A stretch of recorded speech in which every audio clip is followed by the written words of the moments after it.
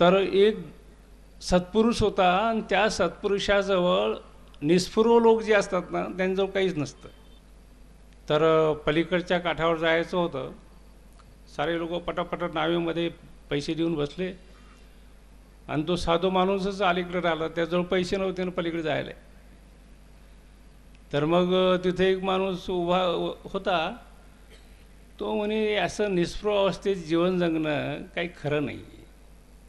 कारण आता तुमच्याजवळ पैसे असते म्हणे तर तुम्ही नावेत बसून पलीकडच्या काठावर गेले असते.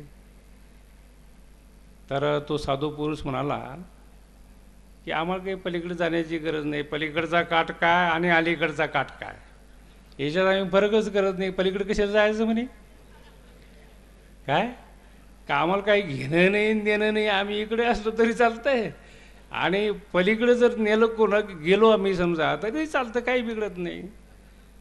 तर मग त्या माणसानं काय केलं की दयेच्या भावनेनं किंवा हा याजवळ काही एक नया पैसा नाही आहे म्हणून नावेत बसायकरता खिशातले पैसे मी स्वतः करता आणि याचे पैसे त्यांनी भरले त्या नावाड्याजवळ. आणि पलीकडच्या काठावर गेल्यानंतर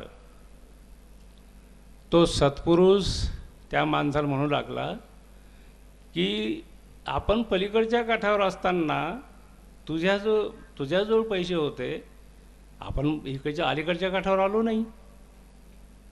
पण ज्यावेळेस तू पैसे ते बाहेर काढले आणि दिले त्यावेळेस आपण इकडच्या काठावर आलो. म्हणजे आपल्याजवळ पैसे असूनही आपण पलीकडच्या काठावर जाऊ शकलो नाही ना. आणि पैसे ज्यावेळेस आपण बाहेर काढले आणि याले दिले त्यावेळेस हा एवढा मोठा पसारा पाण्याचा याच्यातून आपण पलीकडच्या काठावर आलो.